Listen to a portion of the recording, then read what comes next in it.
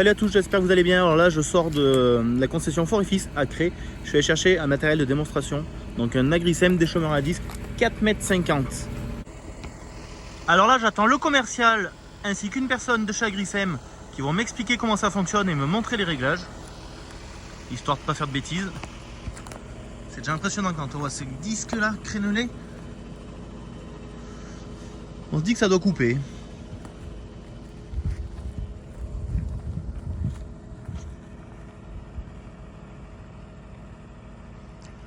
Alors là, je vais l'essayer dans un premier temps dans une parcelle chez un copain qui était en pois chiche. Je lui ai demandé de me prêter sa parcelle parce que c'est une parcelle qui est normalement relativement dure. Et je voulais voir comment ça travaille dans du dur.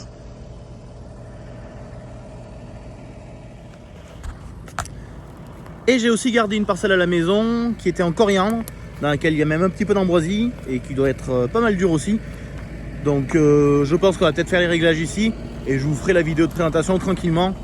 Quand je serai à la maison, voilà, j'aurai le temps de faire ça. Mais en tout cas, il est impressionnant, hein, ça fait un beau bébé. Alors les amis, on a fait pas mal d'essais, pas mal de réglages. On se retrouve avec une problématique, c'est qu'on a de la terre très sèche. Donc ça fait très longtemps qu'il n'a pas plu chez nous. Battante, ouais, très battante, très dure. Et si on veut arracher comme il faut faire rentrer les disques. Et si on veut faire rentrer les disques, il faut de la puissance et de la vitesse. Et avec mon 716, une fois qu'on fait bien rentrer les disques, je suis plus qu'à 9 km/h. Alors qu'il faudrait plutôt du 13 pour un effet scalpel et que les disques vibrent un petit peu. Donc on a attelé le 828. Alors voilà le gros bébé, le 828. Ouais, 280 chevaux, c'est vrai que c'est pas pareil. 120 chevaux de plus.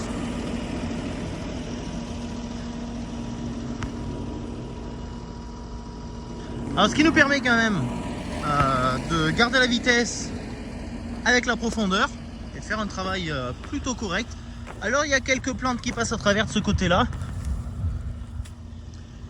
et puis là où c'est un peu plus dur, on en a un peu plus qui passent à travers malheureusement. Donc ça va mériter de passer 2 fois parce que cette ambroisie elle va pas crever. Alors l'ambroisie c'est une plante qui est allergène, qui est très présente chez nous dans la Drôme. Là elle est à la limite de fleurir et c'est son pollen qui est allergène. Donc faut surtout pas la laisser. Faut surtout pas la laisser polliniser. Et là c'est la zone du champ. Si vous vous rappelez sur la vidéo de la récolte de la coriandre, dans cette zone du champ il y avait beaucoup d'ambroisie. La coriandre n'était pas très jolie. Et la terre c'est super dur, ça je peux vous le dire. Est-ce que je peux vous faire une ambroisie qui est prête à fleurir? Tac, vous voyez un petit peu à quoi ça ressemble. Voilà, mais là sur celle-là vous le voyez mieux. Celle-là elle est carrément prête à fleurir. Là il n'y a pas de pollen encore, mais dans une semaine on la secoue, c'est tout jaune. Alors moi ce qui m'intéressait de voir, c'est surtout le résultat dans des conditions très dures et sèches. Chez nous on a peu de pluviométrie l'été, donc les déchômages c'est compliqué. Alors quand je fais des déchômages avec le Terrano par exemple, un outil à dents, ça rentre tout le temps. Par contre après c'est vrai que ça use, hein. Quand c'est sec c'est sec. Là cette parcelle, donc moi j'ai tout déchômé au Terrano. Cette parcelle je l'ai laissée exprès pour la démonstration. Donc voilà.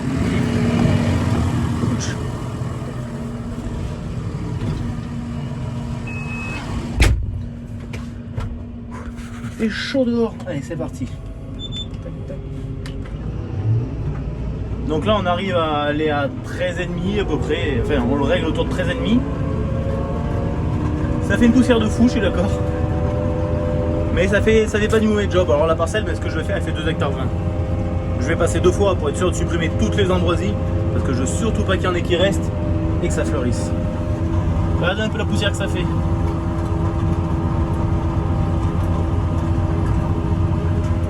Il y a aussi le phénomène, donc dans la partie, là je suis dans une partie où il n'y a plus d'ambroisie maintenant. Là où il n'y a pas d'ambroisie, ça veut dire qu'il n'y a pas de mauvaises herbes qui ont tiré sur le sol et qui ont pompé toute l'eau. Alors c'est un peu plus frais, ça rentre plus facilement.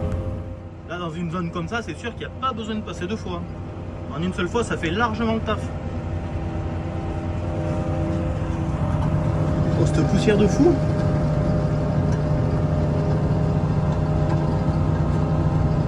Voilà, je suis à 15 km/h aussi.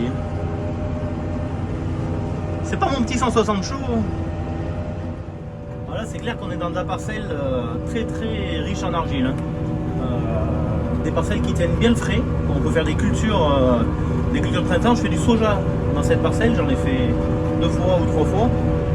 J'ai sorti plus de 40 quintaux, je crois 42-43 quintaux à chaque fois, malgré les étés secs. C'est-à-dire que dessous il y a de l'eau quoi.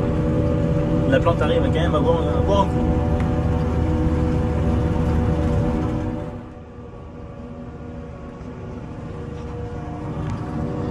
Ça fait du taf, hein.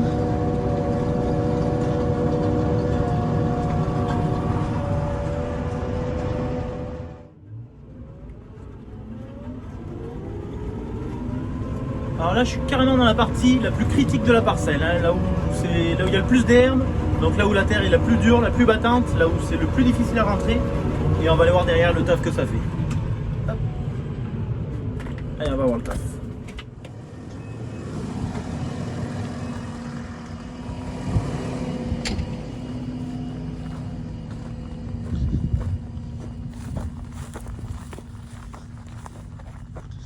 Ça en laisse un petit peu, mais on voit que ça bouge de la terre quand même. Alors pourquoi ça en laisse un petit peu? L'ambroisie, il faut savoir que c'est une plante. Tu vois, même à la main, j'arrive pas à l'arracher. Ça a des racines pivots, et qui descendent super profond et qui tiennent vachement bien. Mais là, en un deuxième passage, elle va y péter celle-là de toute façon.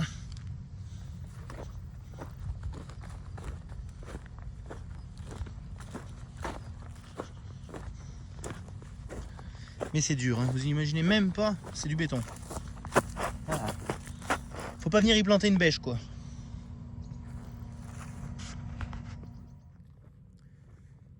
Bon, c'est vrai que moi vous avez vu que j'ai l'habitude d'utiliser un Amazon 4os que je loue.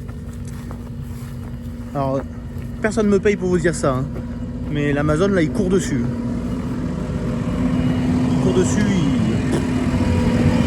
il fait que dalle.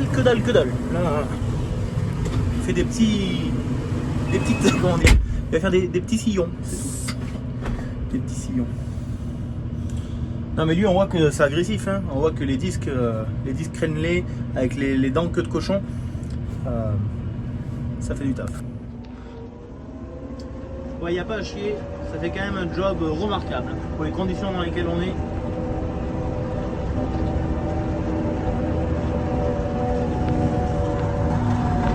Ça fait une poussière remarquable également, je vous le cache pas.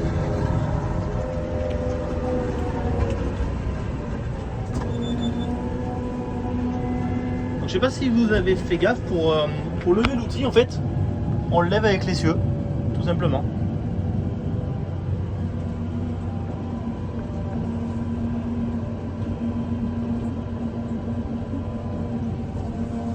Hop là, un petit peu. Et ensuite, en position de travail, l'essieu on le relève. Et oui, c'est pas bête, ça met du poids en plus sur l'outil.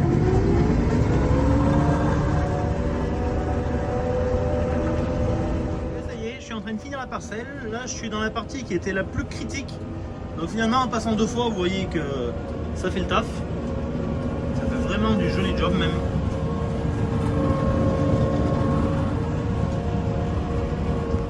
Je peux vous dire que quand ça rentre, hein, eh ben ça fait tirer quelque chose. Hein. Je suis avec un 280 chevaux là, je lui demande 15, il va à 11. Hein. Je pense que c'est quand même très très tirant quand ça rentre profond. Voilà la fin de la parcelle. Mais on replie tout ça et on va le ramener. Hop, le repliage, il me l'a branché où Kevin là. Non. Là.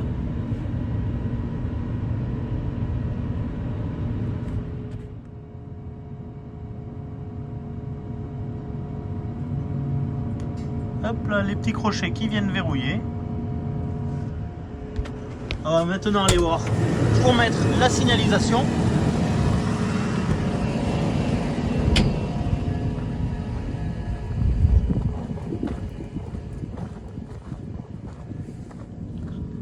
Tac, donc une petite goupille, un petit axe. Alors par contre, je vous préviens, faut pas les oublier eux. Parce que si tu laisses en position route, je pense que la durée de vie, ça doit être 1 mètre. à peu près. De toute façon, les signalisations en agricole, c'est toujours compliqué. Ah, le goût de la goupille. Oh, là. Je vais faire comment là? Ah, elles sont sauvages ces petites goupilles là. Hop, la même de l'autre côté.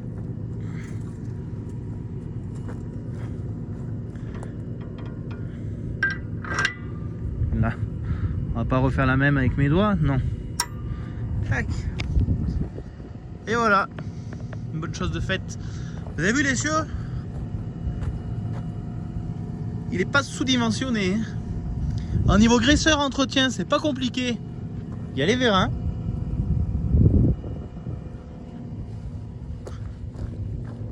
Et c'est absolument tout. Des graisseurs sur les vérins.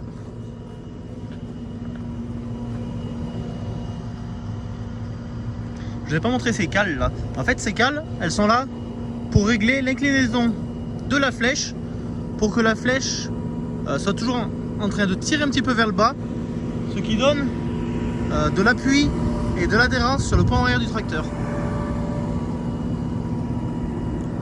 Donc vous l'avez vu, le 828, je sais pas si vous le connaissez, il est monté en pneu Michelin Evo Bib et en télégonflage. Donc on va ramener ce beau bijou à la concession. Niveau graissage, il m'a dit que j'avais rien besoin de faire du coup. Mais en effet, les vérins, ils ont été dépliés 3 fois. La graisse, elle s'en est pas allée. Avant d'aller sur la route avec lui, il faut y remettre son télégonflage. Donc là il est en position champ, hop, on met position route. Il va se gonfler tout seul. Et bien il n'y a plus qu'à ramener ça à la concession. Alors un grand merci à Agricem et à la concession Fort et Fils de m'avoir permis d'essayer ce bel outil. Sur ce, j'espère que vous avez bien aimé cette petite vidéo. Si ce n'est pas encore fait, je vous propose de vous abonner. Ouais, là, tu cliques sur le bouton, tu seras abonné et tu verras toutes les vidéos. Enfin, si tu actives la cloche des notifications, bien sûr. Allez les amis, à très bientôt. Ciao, ciao.